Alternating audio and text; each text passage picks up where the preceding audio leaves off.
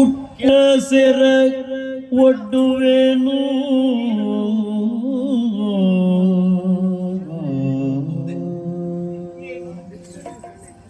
ಉಟ್ಟ ಸೆರಗೊಡ್ಡುವೆನು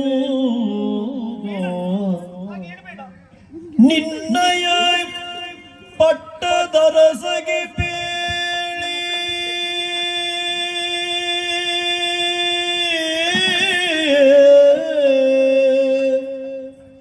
ನಿನ್ನಯ ಪಟ್ಟದರಸಗೆ ಬೇಳಿ ಕರುಣಾ ದೃಷ್ಟಿಯನು ಮಾಡಮ್ಮ ಕಾಮ್ಯಕವನಕ್ಕೆ ಪೋಗೆಂದ ನಿನ್ನಯ ಪಟ್ಟದರಸಗೆ ಬೇಡಿ ಕರುಣಾ ದೃಷ್ಟಿಯನು ಮಾಡಮ್ಮ ಕರುಣಾ ದೃಷ್ಟಿಯನು ಮಾಡಮ್ಮ ಕಾಮ್ಯಕ ವನಕ್ಕೆ ಹೋಗು ಕಾಮ್ಯಕ ವನಕ್ಕೆ ಹೋಗಿಂದ ಕರುಣಾ ದೃಷ್ಟಿಯನು ಮಾಡಮ್ಮ.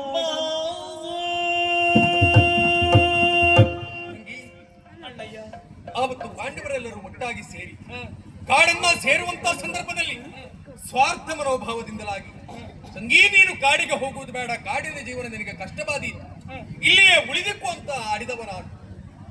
ಯಾವ ಬಾಯಲ್ಲಿ ಕಾಡಿಗೆ ಹೋಗುವುದು ಬೇಡ ಅಂತ ಹೇಳಿದ್ನೋ ಅದೇ ಬಾಯಲ್ಲಿ ಒಂದು ಕಾಡನ್ನ ಸೇರು ಅಂತ ಹೇಳ್ತಾ ಇದ್ದೇನೆ. ನಿನ್ನ ಗಂಡ ಮಾಡಿರುವಂತಹ ಈ ಕಾರ್ಯದಿಂದಲಾಗಿ ನಿನ್ನ ಮೇಲೆ ಬೇಸರಗೊಂಡು ಈ ಅರಮನೆಯಿಂದ ನಿನ್ನನ್ನು ಹೊರಹಾಕ್ತೇನೆ ಎನ್ನುವ ಹಾಗೆ ಭಾವಿಸಿಕೊಳ್ಳುವುದು ಬೇಡ. ಇದು ಆಜ್ಞೆ ಅಂತ ತಿಳಿಯುವುದು ಬೇಡ, ಇದು ವಿನಂತಿ ಅಂತ ತಿಳಿದುಕೋ. ಕಾಡಿದವರೆಗೆ ಕಾಮ್ಯಕಾವನದವನ್ನ ಸೇರು, ಭರವಸೆಯ ಮಾತನ್ನು ಕೊಟ್ಟು ಇರಿಸಿಕೊಂಡಿರುವಂತಹ ಪಾರ್ಥನ ಮನಸ್ಸನ್ನ ಬದಲಾಯಿಸುವಂತ ಪ್ರಯತ್ನವನ್ನು ಮಾಡಿ ಅಲ್ಲ, ಅವ ರಕ್ಷಣೆ ಕೊಟ್ಟಿರತಕ್ಕಂತಹ ಗಯಗಂಧರ್ವನನ್ನ ಬಿಡಿಸಿ ತರುವಲ್ಲಿ ನಿನ್ನ ಯಾವೆಲ್ಲ ಪ್ರಯತ್ನವನ್ನ ಮಾಡುವುದರ ಮಟ್ಟಿಗೆ ಪ್ರತಿಜ್ಞಾಬದ್ಧನಾಗಿ ನಿಂತಿರುವಂತ ಈ ಅಣ್ಣನ ಮೇಲೆ ಗಂಡ ಹೆಂಡತಿಯರಿಬ್ಬರು ಒಟ್ಟಾಗಿ ಕರುಣಾ ದೃಷ್ಟಿಯನ್ನ ಬೀರಬೇಕು ಅಂತ ಕೇಳ್ತೇನೆ ಅಣ್ಣ. ಅಣ್ಣನಿ ಕೇಳು ದೇವಕಿಯ ಸಂಜಾತ, ಅಣ್ಣ ನೀ ಕೇಳು ದೇವಕಿಯ ಸಂಜಾತ, ಕಣ್ಣು ಮೂರಿಯ ಪರಶಿವನ ಸಂಗಾತ,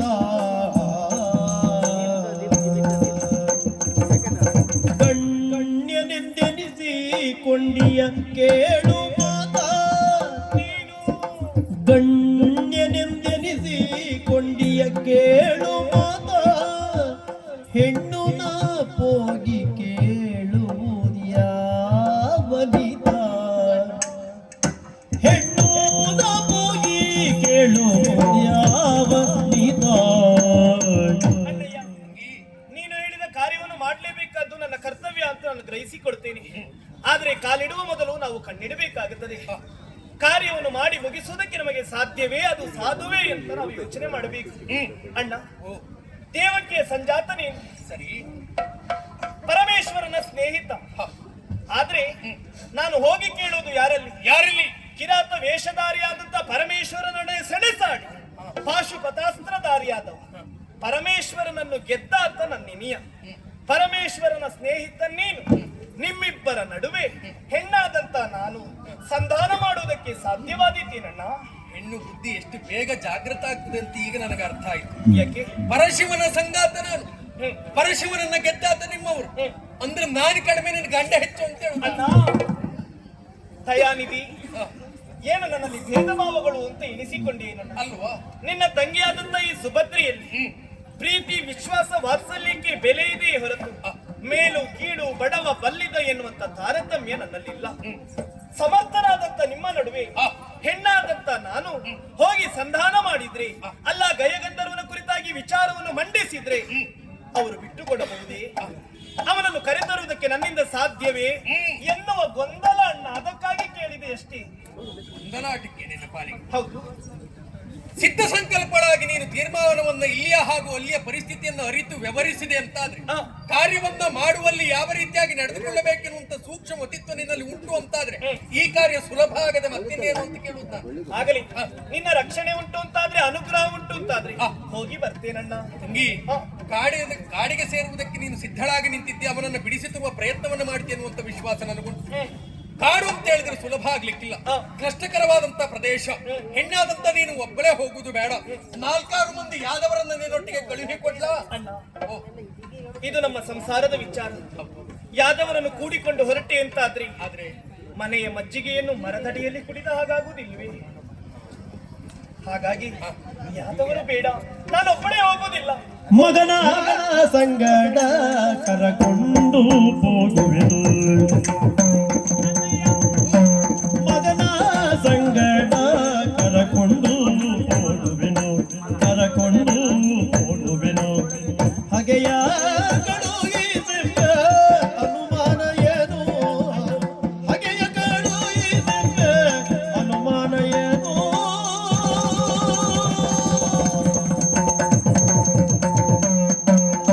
ಮಗಳು ಸುರುವೆ ಬಂದು ಬೇಡುವುದ ನಾನು, ಮಗಳು ಸುರುವೆ ಬಂದು ಬೇಡುವುದ ನಾನು.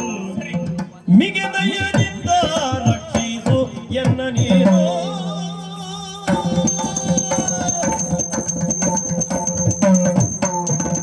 ಮಗನ ಸಂಗಡ, ಮಗನ ಸಂಗಡ ಕರಕೊಂಡು ಹೋಗುವೆನು. ತಂಗಿ, ಈ ವಿಚಾರದ ಕುರಿತಾಗಿ ನಾನೊಬ್ಬಳೇ ಹೋಗುವುದಿಲ್ಲ. ಮಗ ಅಭಿಮನ್ಯುವನ್ನು ಕೂಡಿಕೊಂಡು ಕಾಮ್ಯಕವನವನ್ನು ಸೇರ್ತೇನೆ. ಸರಿ, ಯಾಕೆ ಗೊತ್ತೇ? ಯಾಕೆ? ಮಗನ ಮುಖವನ್ನು ನೋಡದೆ ಅದೆಷ್ಟೋ ಸಮಯಗಳು ಸಂದು ಹೋಯಿತು. ನಾನು ಹೇಳಿ ಗಯಗಂಧರ್ವನನ್ನು ಬಿಡಿಸಿ ತರುವುದಕ್ಕಿಂತ ಅಭಿಮನ್ಯು ಹೇಳಿದ ಅಂತ ಆದ್ರೆ ಮಗನ ಮಾತು ಅಂತ ಅವರು ನಿರ್ಲಕ್ಷಿಸುವುದಿಲ್ಲ. ಸರಿ, ಮಗನ ಮೇಲಿನ ಪ್ರೀತಿಯಿಂದಲಾದ್ರೂ ಗಯನನ್ನು ಬಿಟ್ಟರೂ ಬಿಡಬಹುದು. ಸರಿ, ಹಾಗಾಗಿ ನಾನು ಹೋಗಿ ಬರ್ತೇನೆ. ಏನಾಗುತ್ತದೆ, ಏನು ಹೋಗುತ್ತದೆ ಎಲ್ಲವನ್ನು ತಿಳಿದವನು ನೀನು. ನಿನ್ನ ಅನುಗ್ರಹವನ್ನು ನನ್ನ ಮೇಲೆ ಇರ್ಲಿ ಅಣ್ಣ. ನನ್ನ ಇಚ್ಛೆಯಂತೆ ಆಗ್ಲಿ. ಮಗ ಅಭಿಮನ್ಯುವನ್ನು ಕೂಡಿಕೊಂಡು ನಾನು ಹೋಗುತ್ತೇನೆ ಅಂತ ಆಡಿದೆ. ಮಗ ಹೇಳಿದ್ರೆ ನನ್ನವರು ಬಿಡುತ್ತಾರೆ ಎನ್ನುವುದಕ್ಕಿಂತ ಮಗನನ್ನು ನಾನು ಇಲ್ಲಿಯೇ ಬಿಟ್ಟು ಹೋದೆ ಅಂತಾದ್ರೆ ನಾನಾ ರೀತಿಯ ನಿಂದನೆಯ ಮಾತುಗಳು ನನ್ನ ಅತ್ತಿಗೆ ಎಂದಿರ ಆಡುತ್ತಾರೆ. ಹಾಗಾಗಿ ಆ ನೋವಿಗೆ ನನ್ನ ಮಗ ಒಳಗಾಗಬಾರದು ಎನ್ನುವ ಕಾರಣಕ್ಕಾಗಿ ಹೀಗಾಡಿದೆ. ಏನೇ ಆಗಲಿ, ಅಭಿಮನ್ಯು ಎಲ್ಲಿದ್ದಾನೆ? ಮಗನೇ, ಹೀಗೆ ಬಾ ಮಗ.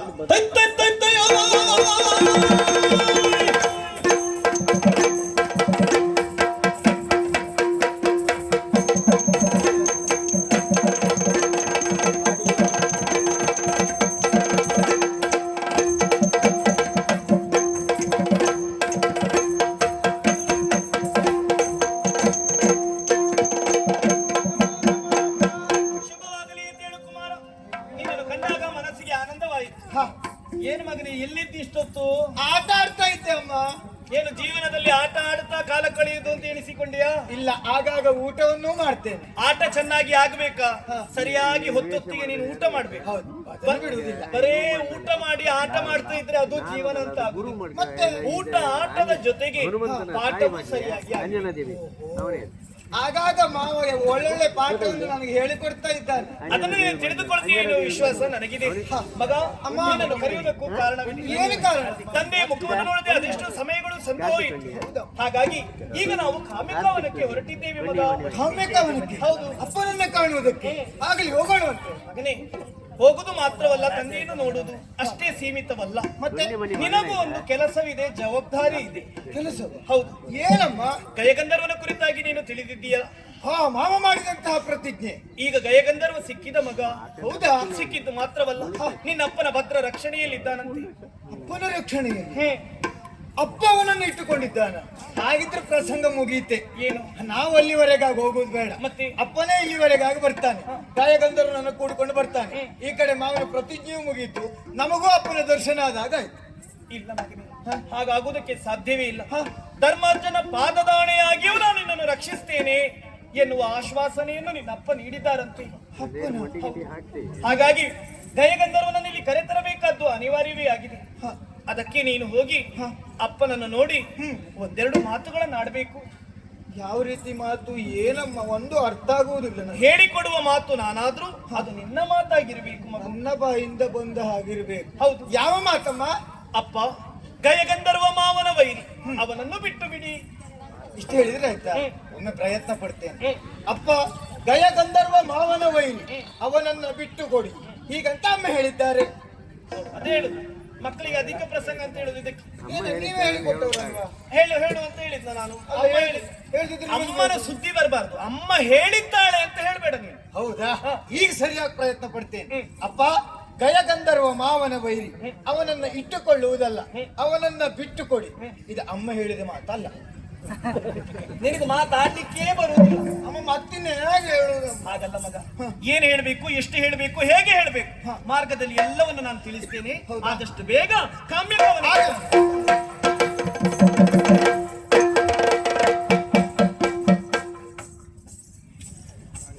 ಸೇರಿರುವಂತಹ ಪ್ರೇಕ್ಷಕ ಬಂಧುಗಳಲ್ಲಿ ಒಂದು ವಿಜ್ಞಾಪನೆ. ನಂದಿ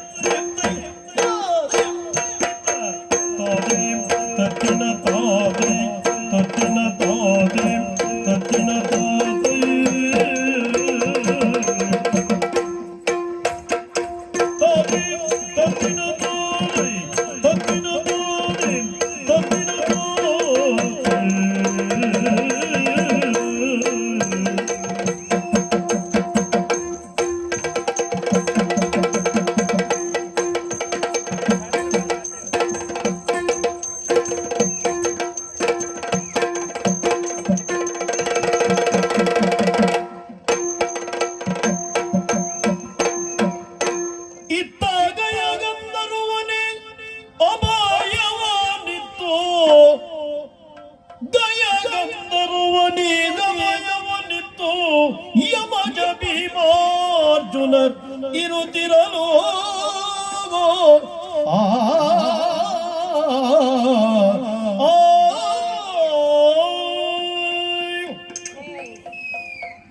ತಪ್ಪು ಮಾಡುವುದು ಬೇರೆ, ಮಾಡಿದ್ದು ತಪ್ಪಾಗುವುದು ಬೇರೆ. ತಪ್ಪು ಮಾಡುವುದು ಉದ್ದಟತನದಿಂದ, ಮಾಡಿದ್ದು ತಪ್ಪಾಗುವುದು ತಪ್ಪು ತಿಳುವಳಿಕೆಯಿಂದ. ತಪ್ಪು ಮಾಡುವುದು ಅಪರಾಧ, ಮಾಡಿದ್ದು ತಪ್ಪಾಗುವುದು ಪ್ರಮಾದ. ಒಂದು ಶಿಕ್ಷಾರ್ಹ, ಇನ್ನೊಂದು ಕ್ಷಮಾರ್ಹ. ಈ ಎಲ್ಲ ವಿಷಯಗಳು ಮತ್ತೆ ಮತ್ತೆ ಮತ್ತೆ ಮತ್ತೆ ನನ್ನ ತಲೆಯನ್ನು ಸುತ್ತುತ್ತಾ ಇದೆ. ಧರ್ಮದ ಪ್ರತಿರೂಪದಂತಿರುವಂತಹ ಧರ್ಮರಾಯನಿಗೆ ತಮ್ಮನಾಗಿ, ಕೃಷ್ಣ ಪರಮಾತ್ಮನಿಗೆ ಭಾವನು ಭಕ್ತನೂ ಆಗಿ ನನ್ನಿಂದ ಪ್ರಮಾದವು ಘಟಿಸಲಿಲ್ಲ, ಅಪರಾಧವು ಆಗಲಿಲ್ಲ ಎನ್ನುವಂಥ ದೃಢವಾದ ನಂಬಿಕೆ ಉಂಟು. ಆದರೆ ಲೋಕದ ನಿಯಮ ಹೇಗೆ? ಮಾವನ್ನ ಬಿತ್ತಿದವ ಮಾವನ್ನೇ ಬೆಳೆಯುತ್ತಾನೆ, ಬೇವನ್ನ ಬಿತ್ತಿದವ ಬೇವನ್ನೇ ಬೆಳೆಯುತ್ತಾನೆ. ಮಾವೆಂದು ಬಿತ್ತಿದ್ದು ಬೇವಾಗಿ ಫಲವನ್ನ ಕೊಟ್ರೆ ಪರಿಸ್ಥಿತಿ ಏನಾದೀತು? ವರ್ತಮಾನದಲ್ಲಿ ಪಾರ್ಥನ ಪರಿಸ್ಥಿತಿಯೂ ಅದೇ ಆಗಿದೆ. ಕೆಲವು ದಿನಗಳ ಹಿಂದೆ ಮುಸ್ಸಂಜೆಯ ಸಮಯ ಒಬ್ಬ ಸಣ್ಣ ಬಾಲಕ ಓಡೋಡಿ ಬಂದ, ಕಾಲಿಗೆರಗಿದ, ಪ್ರಾಣ ರಕ್ಷಣೆಯನ್ನ ಮಾಡಿಕೊಡಬೇಕು ಎನ್ನುವುದಾಗಿ ಬೇಡಿಕೊಂಡ.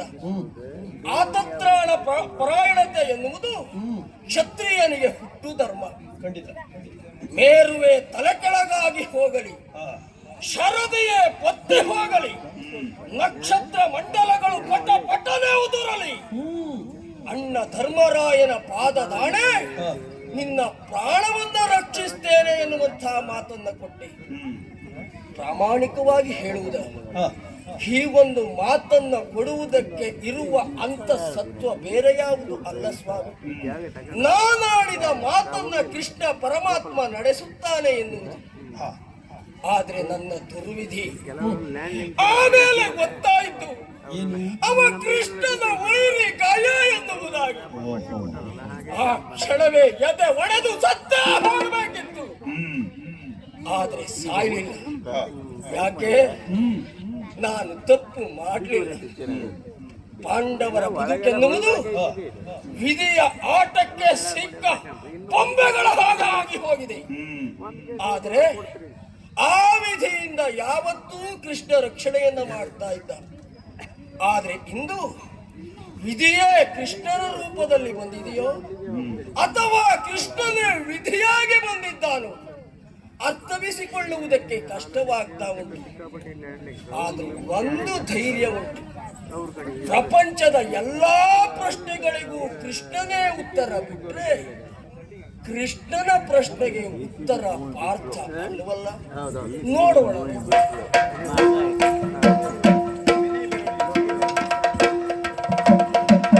ಯಮಜ ಭೀಮಾರ್ಜುನರಿಗಾಗಲೇ ವನಜಮುಗಿ ಸೌಭದ್ರಿನ ಮೀಸಲು. ಕುಮಾರ, ಬಂದು ನಿಂತದೇನು ಕಾಮ್ಯಕವನ ನೋಡಿದೆಯಲ್ಲ. ಆ ಕಡೆಯಲ್ಲಿ ದೊಡ್ಡಪ್ಪಂದಿರಾದಂತ ಧರ್ಮಜ ಭೀಮಸೇನರಿದ್ದಾರೆ, ಅವರಿಗೂ ನಮಸ್ಕರಿಸಿ. ಈ ಕಡೆಯಲ್ಲಿ ಚಿಕ್ಕಪ್ಪಂದಿರು ನಕುಲ ಸಹದೇವರಿದ್ದಾರೆ, ನಮಸ್ಕರಿಸಿದೆಯಲ್ಲ. ದೌಮ್ಯಾದಿ ಮಹರ್ಷಿಗಳಿಗೆ ನಮಸ್ಕರಿಸಿದ ಹಾಗಾಯಿತು. ಮಗನೇ, ನಾವು ಕಾಣಲೇಬೇಕಾದ್ದು ನಿನ್ನ ಅಪ್ಪನನ್ನು. ಬಂಡೆಯ ಮೇಲೆ ಕುಳಿತು ಬಂಡೆಯಾಗಿ ಏನನ್ನೋ ಗಾಢವಾಗಿ ಯೋಚಿಸ್ತಾ ಇದ್ದಾರೆ. ವನಜಮುಗಿ ಸೌಭದ್ರೆ ಸುತ ಸಹಿತ ಎರಗನು.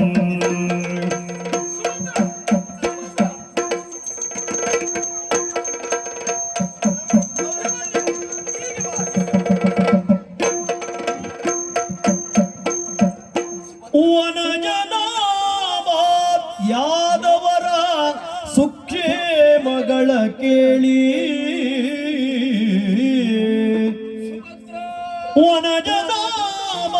ಯಾದವರ ಸುಕ್ಷೇಮಗಳ ಕೇಳಿ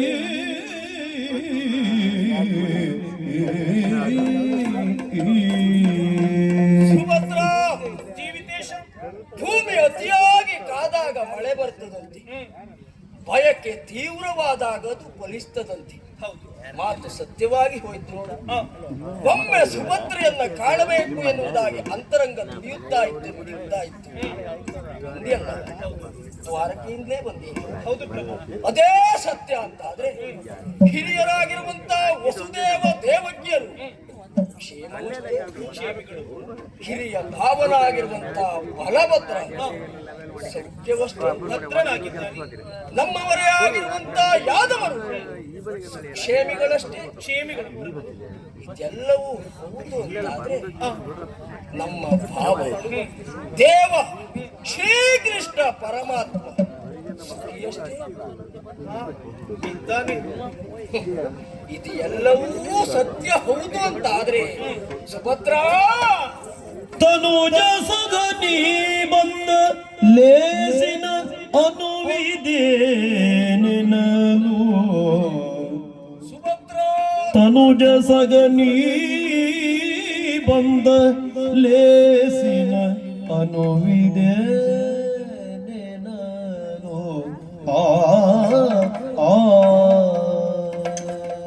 ಸುಭದ್ರಾ, ಜೀವಿತೇಶ 12 ವರ್ಷಗಳ ಕಾಲ ವನವಾಸ, 1 ವರ್ಷ ಅಜ್ಞಾತವಾಸ.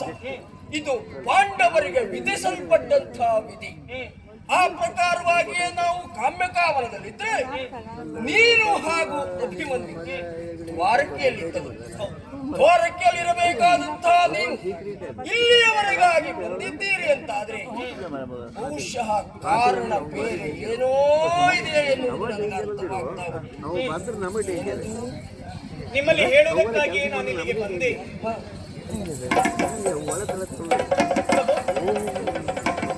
ನನಗೆ ಆಶ್ಚರ್ಯವಾಗುತ್ತಾ ಇದೆ. ಏನು ಆಶ್ಚರ್ಯ? ನಿಮ್ಮಲ್ಲಿ ಮಾತನಾಡುತ್ತಿರುವಾಗ ಆ ಕಡೆಯಲ್ಲಿ ಒಬ್ಬ ವ್ಯಕ್ತಿ ಕಾಣ ಸಿಗುತ್ತಾನೆ, ಮತ್ತೊಮ್ಮೆ ಮರೆಯಾಗುತ್ತಾ ಇದ್ದಾನೆ. ಇಲ್ಲಿಯವರೆಗೆ ಇಲ್ಲಿರುವವರ ಎಲ್ಲರ ಪರಿಚಯವೂ ನನಗಿದೆ. ಇದು ಹೊಸ ಯಾರೀತ? ಓ, ಯಮುನ. ಅವ ಇಲ್ಲಿಯವ ಮತ್ತೆ ಅವ ಬಹಳ ಮೇಲಿನ. ಅಷ್ಟು ಮೇಲಿದ್ದವ ಕೆಳಗೆ ಬಂದದ್ದು ಯಾಕೆ? ಪ್ರಸಂಗ ಏನು? ಕೆಲವು ಪ್ರಸಂಗವೇ ಹಾಗೆ ಸುಭದ್ರ. ಒಂದೇ ಒಂದು ಪ್ರಸಂಗ ಎನ್ನುವುದು ಕೆಲವರನ್ನ ಬಹಳ ಎತ್ತರಕ್ಕೆ ಏರಿಸ್ತದೆ. ಅದೇ ರೀತಿಯಲ್ಲಿ ಕೆಲವರನ್ನ ಬಹಳ ಕೆಳಗೆ ಇಳಿಸಿಬಿಡ್ತದೆ. ಈ ಪ್ರಸಂಗದಲ್ಲಿ ಬಹಳ ಕೆಳಗಿಳಿದವ ಅವ. ಹಾಗಾದ್ರೆ ಈ ಪ್ರಸಂಗ ಅವನಿಗೆ ಅನುಕೂಲ ಇಲ್ಲ ಎನ್ನುವುದು ಸತ್ಯ. ಸದ್ಯಕ್ಕೆ ಅವನಿಗೆ ಪ್ರತಿಕೂಲವೇ ಆಗಿದೆ. ಯಾರ? ಅವ ಯಾರ್ಯಾರು ಅಲ್ಲ, ಮತ್ತೆ ಧನಾಧಿಪತಿ ಕುಬೇರನಿಗೆ ಮಗ ಗಯಗಂಧರ್ವ. ಗಯಗಂಧರ್ವ ಅಂತ ಹೇಳಿದ್ರೆ ಇವನೇ. ಅಂದ್ರೆ ನಿನಗೆ ಬೇಕಾದದ್ದು ಇವನೇ. ನಾನಿಲ್ಲಿಗೆ ಬರುವುದಕ್ಕೆ ಕಾರಣವೂ ಅವನೇ ಆಗಿದ್ದಾನೆ. ನಾಳೆ ವೈರಿಯ ಕೊಲ್ಲದುಳಿದರೆ, ನಾಳೆ ವೈರಿಯ ಕೊಲ್ಲದುಳಿದರೆ ಬೀಳಿಸುವೆ ತನ್ನೊಡಲ ವೈನಿಗೆ, ಬೀಳಿಸುವೆ ತನ್ನೊಡಲ ವೈನಿಗೆ ಹೇಳಿ ಕರೆತ ಮುರಾಂತಕನು ಕಳುಗಿದನು, ಹೇಳಿ ಕರೆದಾರೆನ್ನುತ್ತ ಮುರಾಂತಕನು ಕಳುಗಿದನು. ಆಗ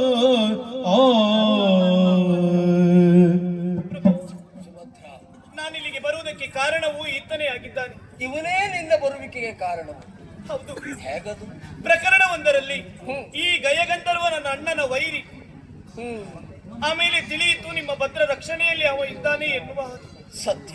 ಅದನ್ನರಿತಂತ ನನ್ನಣ್ಣ ಶ್ರೀಕೃಷ್ಣ, ಹೋಗು ಸುಭದ್ರ, ನಿನ್ನ ವಲ್ಲಭನಲ್ಲಿ ಇವನ ವಿಚಾರದ ಕುರಿತಾಗಿ ಹೇಳಿ ಕೇಳಿ ಕರೆತ ಎನ್ನುವ ಹಾಗೆ ನನ್ನಣ್ಣ ಕೃಷ್ಣ ಕಳುಹಿಸಿದ್ದಲ್ಲ, ಮುರಾಂತಕ ಇಲ್ಲಿಗೆ ಕಳುಹಿಸಿದ್ದಾನೆ ಪ್ರಭು. ಕೃಷ್ಣ ಅಲ್ಲ, ಅಚ್ಯುತ ಅಲ್ಲ, ಲೋಕ ರಕ್ಷಕ ಅಲ್ಲ, ಮುರಾಂತಕ ಕಳುಹಿದ್ದಾನೆ. ಕಾರಣ ನಾನು ಗಯನನ್ನ ಬಿಟ್ಟು ಕೊಡಬೇಕು. ಬಿಟ್ಟು ಕೊಡಲಿಲ್ಲ ಅಂತಾದ್ರೆ ಏನು ಅಂತಾದ್ರೂ ಹೇಳಿದ್ದಾನೆ. ಅದನ್ನು ಹೇಳಿದ್ದಾನೆ. ಗಯನ ಒಪ್ಪಿಸೆ ನಿಮ್ಮತ ಬಹುದಯದಿ ರಕ್ಷಿಪ ಅನವರತ,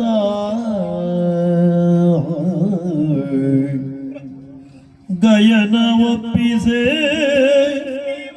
ನಿಮ್ಮತ ಬಹುದಯದಿ ರಕ್ಷಿಪ ಅನವರತ, ನಿರ್ದಯದಿ ಕುಳಿತರೆ ಗಯನೇ ಕಲ್ಪದ ನಯನು ಹೇಳೆಂದ.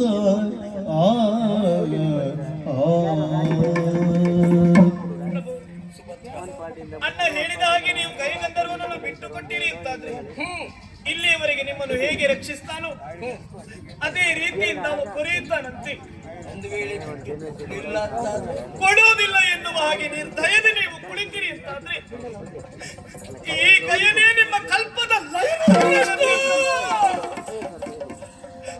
ರಾಣಿಯ ನುಡಿಯನ್ನು ಕೇಳುತ್ತ ಕಾತರಿಸಿ ವಾಡಿಯೊಳ್ ಎದೆ ಎತ್ತರಿದಂತಾದುದು ಆಣೆಯ ಕೊಟ್ಟಳುವುದಾಯ್ತು. ಆಣೆಯ ಕೊಟ್ಟ ಅಳುವುದಾಯ್ತೆನುತ ಶೋಣಿಪನತಿದು ಗೂಡದಿ ಇಂತೆಂದ